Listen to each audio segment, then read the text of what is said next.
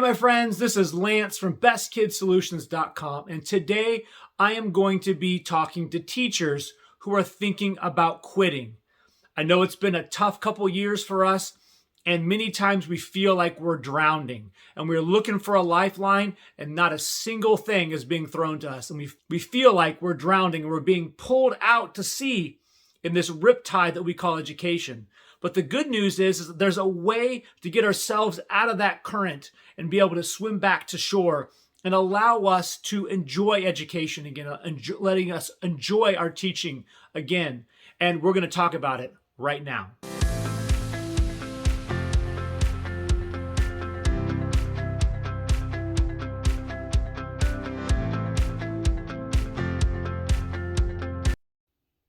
All right, my friends, thanks for being back with me. If you're somebody who's like us, that you believe that parents, teachers, and children are the number one most important people on this planet, hit the subscribe button, because we're going to see a lot of great information every week about how to help this great group of people. And today we're talking about teachers. And for my friends that don't have a lot of time, let me give you the short list, and then I'll give you some more in-depth information if you want it. So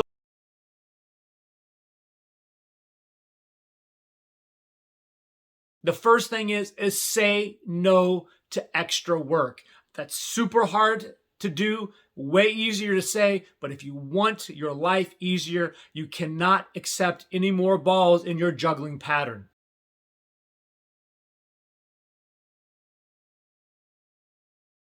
The second thing that you want to do is you want to focus on emotional intelligence. If they do not have the skills of persistence, of self-awareness, of stress control, and the ability to understand how important being able to handle the everyday little situations of life that are pulling them away from their success, school is not going to be a place that they want to be. And if they don't want to be there, then obviously this is going to hurt their cognitive success.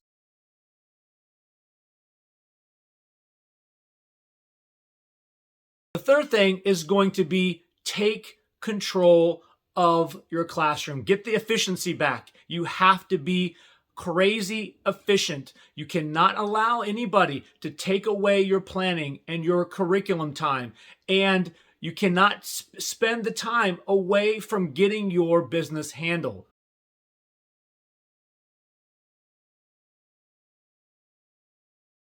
The fourth thing is don't take work home. Again, this is another hard one, and you may want to listen to the detailed version of this, but easier said than done. But the number one problem teachers have is they allow society to tell them that they need to be working all the time to benefit somebody else's family before their own. Don't let it happen. You cannot be a great educator if your business is not handled at home.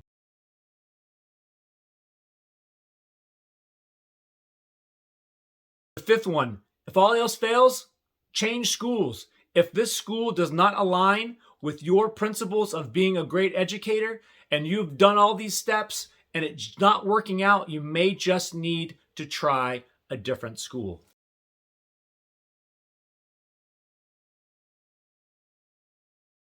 And the last one is the parents will support you on this. They want you to be a great teacher. They want you, the teacher who is spending 6 hours or more with their child at their very best. And 99% of these parents are going to want you to stand up and fight for their education, for their ability to have a successful classroom environment. And when people are trying to pull your time away, it's pulling time away from their kids. And that is going to be the reason why parents will support you on this. My friends, now it's time to get into the detailed version.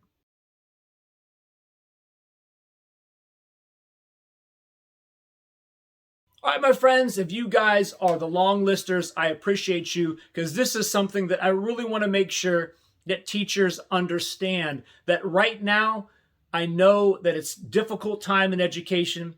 There are many people that are quitting. And over the last couple years, unfortunately, this has been a situation where teachers have been robbed of the best part, their favorite part of being a teacher, which is having positive interactions with their students, and with e-learning and all the other drama has gone in the past, it becomes a real issue. And so this is going to be some of the reasons why and how you can take control of your classroom again. Now, I know many of you are amazing, just people in general. I know you are, because you're a school teacher. Guys, you guys could have been public speakers or motivational speakers or accountants or doctors or lawyers or entertainers. Your abilities that you have that makes you a great educator, you could be making so much more money doing other things, but you have chosen to benefit society and put your talents into something that is going to make a huge difference. Unfortunately, so many times we use this rationality that we are going to save the world, but unfortunately, that doesn't always pay the bills. And many times, the mismanagement of teacher responsibilities and the overburdening that occurs in our educational system has really created a problem and a big burnout where teachers are leaving left and right. And so what I'm hoping with this is that this kind of gives you some motivation to possibly think about staying. And my goal for this video is to give you some strategies to take back control of your classroom, to make education in your class fun again, and give you the other possibilities, the other options of not quitting. Listen, we completely understand. If you got to go, if you have done everything you can, then you need to do what's best for you. But if there's any inkling of a possibility that you'll stay, this might help. And if not, we wish you the best.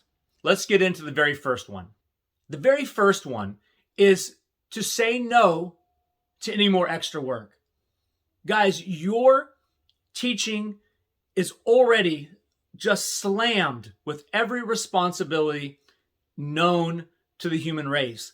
You have so many hats that you wear, and taking on extra responsibilities at this time is only hurting yourself and the classroom. Can you imagine if you said to a doctor, a surgeon, or a lawyer, any other professional, they say, listen, you know what? We need you to do your very best and take care of your clients, save their lives, keep them out of jail, make sure that everything is handled perfectly. Oh, and by the way, we need you to do extra at night too. We need you to do some pro bono work, just to save society, just to make sure that everybody's good. Not getting paid for it, just to do it because it's needed. And that's what happens with teachers. So many times we are not seen as professionals, that we are paid not as someone who has the most important job in society. And then we're asked to do so many more things after that. And that is just not something that a professional should be asked to do. When you are asked to do or take on more work, you are hurting the students in your classroom, and you are hurting yourself. What you have to understand is that for every extra weight you put on your shoulders, it is a burden on you, and it affects your ability to successfully educate the children in your classroom. And the people that are asking you to do more work for no extra pay and no extra time, they are hurting the students that they are trying to protect. Teachers, you must fight for your time. You must fight for your students' ability to have a successful day in the education setting that they have expected to be in. Guys, you have a classroom, and it needs to be the best it can be. And when you are adding extra work, extra balls in the juggling of teaching life, it just becomes too overwhelming, and it hurts the students that you are trying to help. So take control and feel empowered. I know it's not easy, but you have to take control of your own time and your ability to put your energies on the kids, and they matter the most. And to tell them this, Tell them, listen, my energy, my full amount of energy needs to go on or go with these students.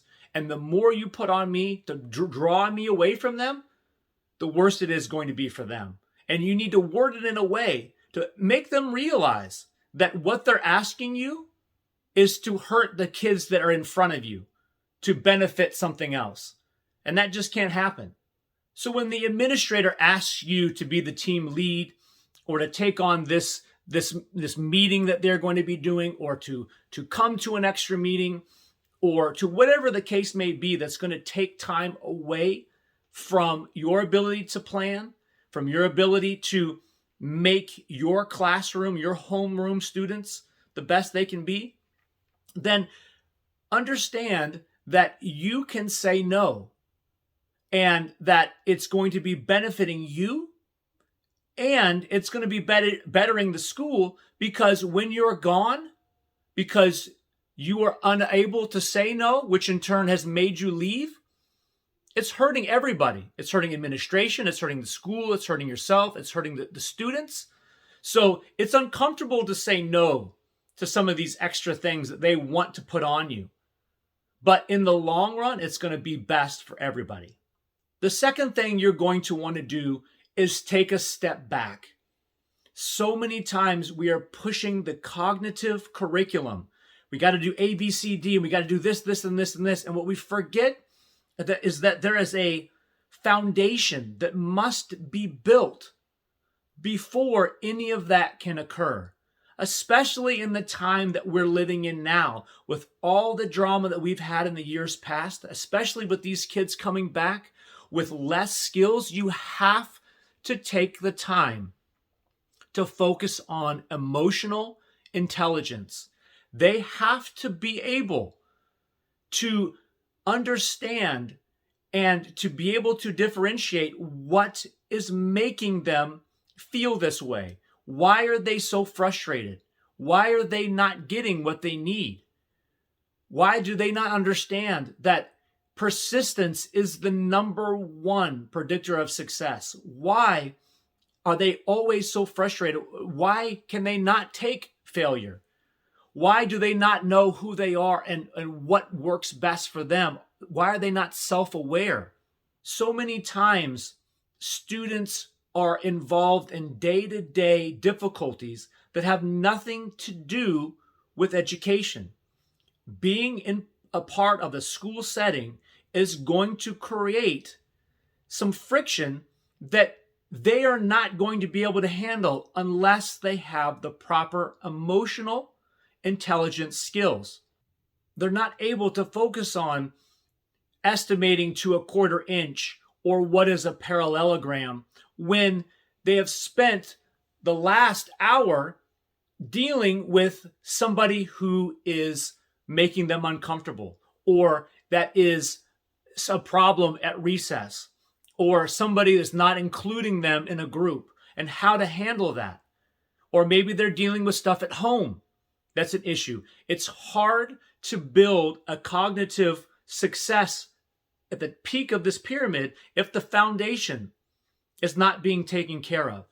And that is something that we have to make sure that we're doing, is that we are giving these students the tools to build upon, so that when they come to school, they know how to react to these little difficulties. They know how to react to someone that's not including them. They know how to act when, or respond to, when they don't get the question right, or when they get frustrated what they do. That they know that the one thing that they can control in this uncontrollable world is their own thoughts. The only thing that they have the ability to do in their little brain is to control their own reality, how they react to this negative or positive situation.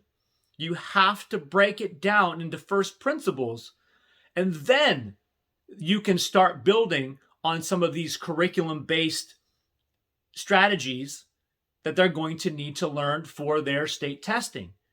But take a step back and understand that with everything that's gone on, the key to success is to make sure that when they come to school, they feel like it is a place where they can take a risk, where they can be comfortable and they can have fun, because we all like what we're good at.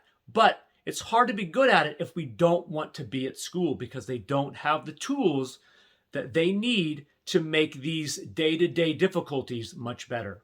The third one is you have to take efficiency to the next level. You need to make efficiency almost the number one priority when it comes to your ability to create a successful environment for you as a teacher.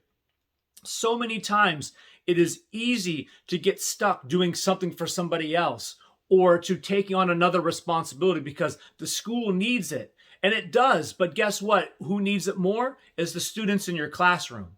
I see it time and time again with new teachers and veteran teachers, is that they get so overwhelmed trying to take care of everybody else and all the things that the school needs and their other suite mate needs and the other students' needs, but they forget that they have a focus and a priority on themselves and their students. You have to take care of you first before you can give to everybody else. If your cup is empty, then you cannot give to anybody else. The only way that you can give to everybody else is when your cup is overflowing. And the way that happens is that you are taking your efficiency to the next level. You are getting the things that you need to get done so that you, and in turn, can then have the extra time, if you have it, to help everybody else. And the thing is that people don't realize is that with a 30-minute planning, a 30-minute lunch, and a little bit of time after school, and it's different based upon whether you're middle school or high school, but regardless, there's not enough time in the day for you not to be efficient. And many of you are efficient. Many of you are efficient to the T. But that goes into our very first point, is that you're taking on responsibilities that you don't have time for.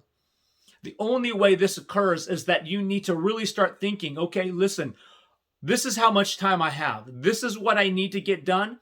And I am not going to let anybody take away this priority list that I've made for myself. I have to do this, this, and this in order to meet the needs of myself and my students.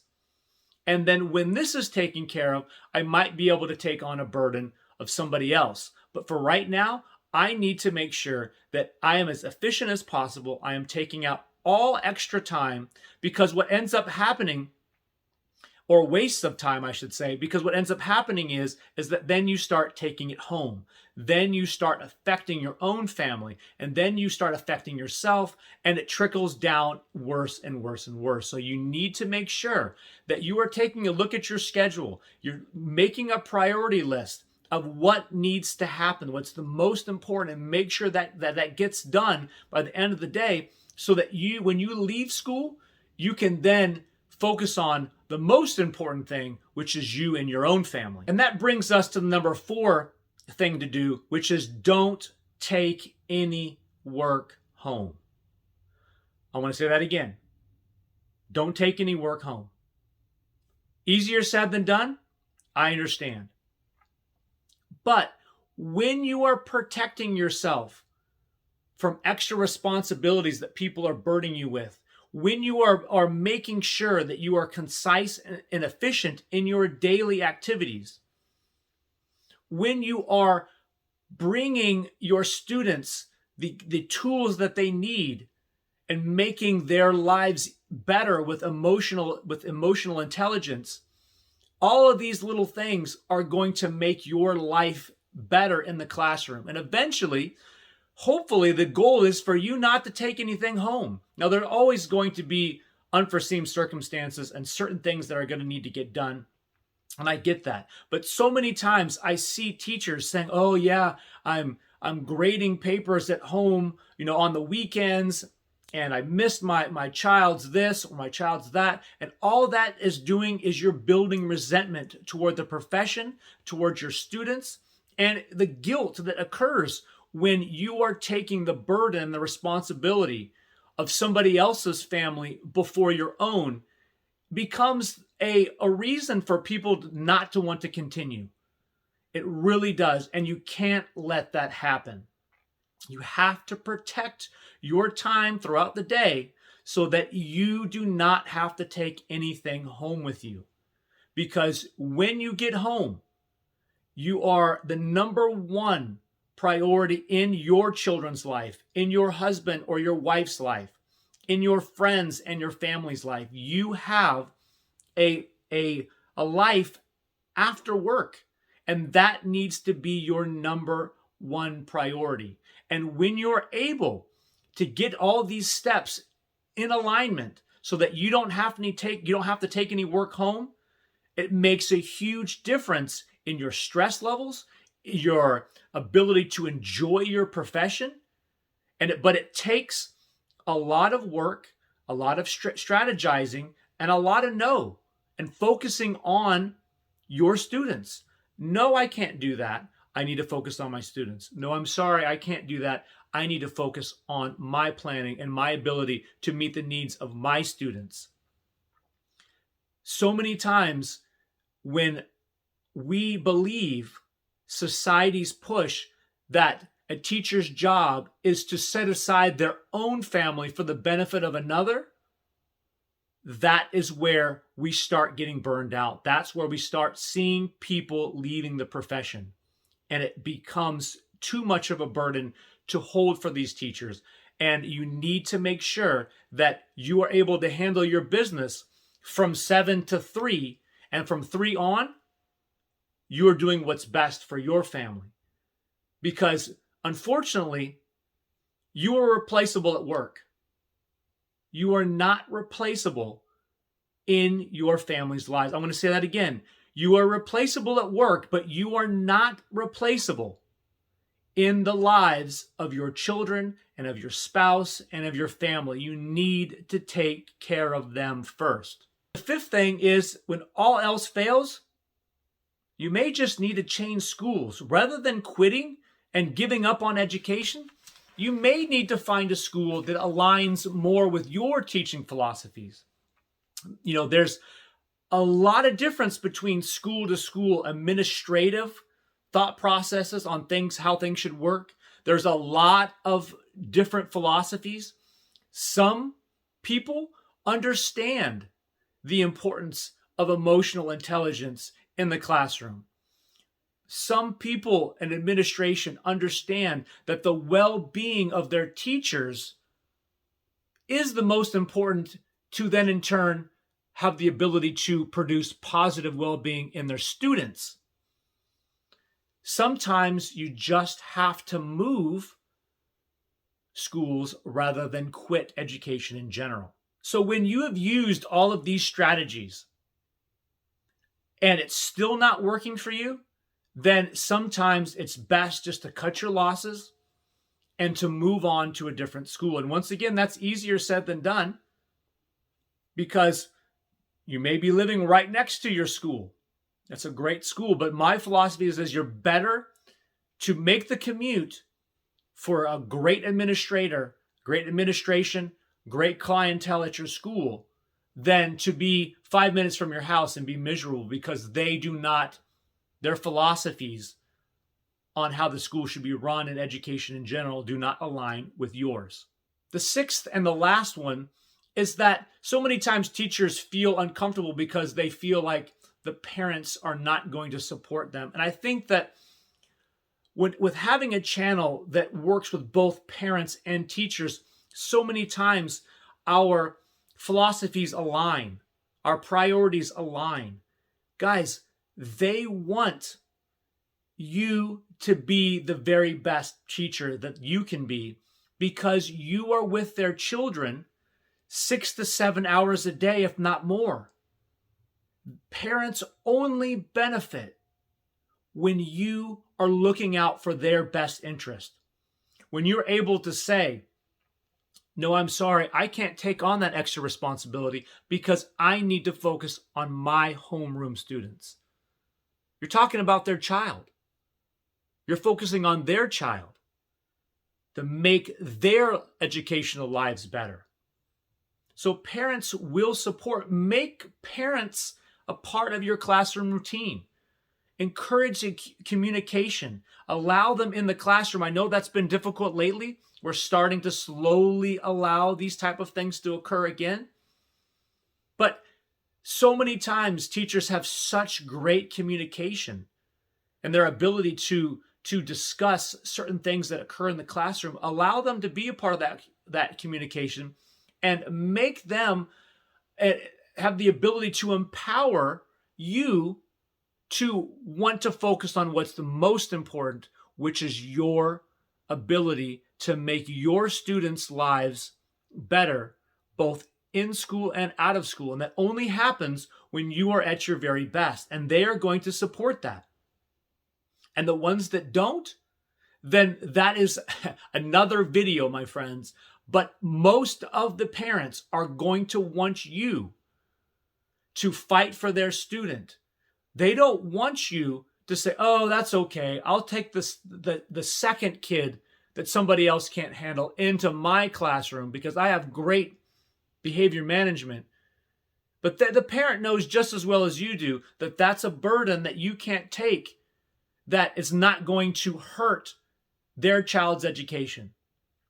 And so understand that most parents are going to support you and use them as an ally to make your life easier, your classroom easier, and allow them to help do that.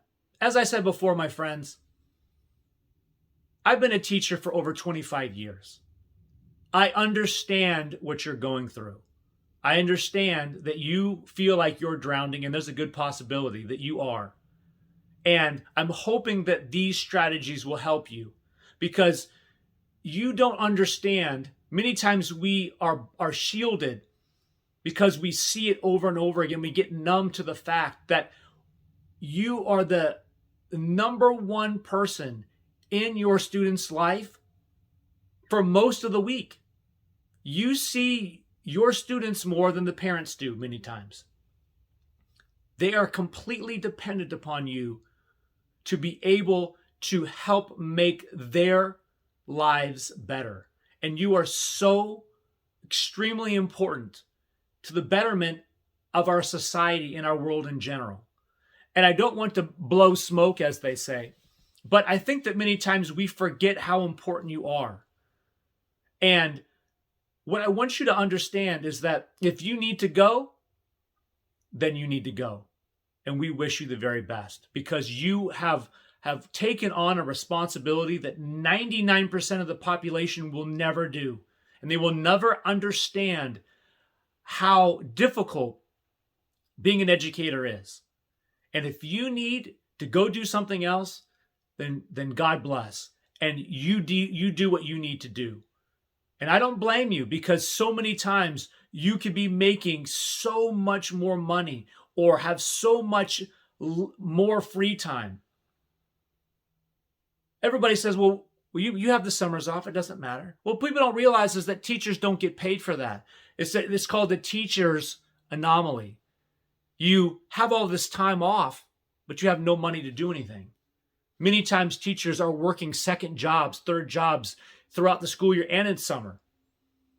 So if you are already working all year long, why wouldn't you take it to the next level? But before you go, I'm hoping that these strategies will empower you to take back your own classroom, to give you the power to let the people that are trying to pull you in 15 different directions, to spread you too thin. If they're spreading you too thin, then it hurts the students. It hurts you. So what I want you to do, my friends, is I want you to take a deep look into whether, if any of these strategies can help you. And if it does, and if it keeps you in education, then the better we all are. And I want to thank everybody for what they've done as an educator to make children's lives better, to make parents' lives better, because this is what this channel is all about. Now, many of you are going to need a little extra rah-rah, a little booster. This video right here is going to help you do that. And I think this is going to help remind teachers how important they really are. So my friends, go ahead and take a look at this video now, and I'll see you in the next video.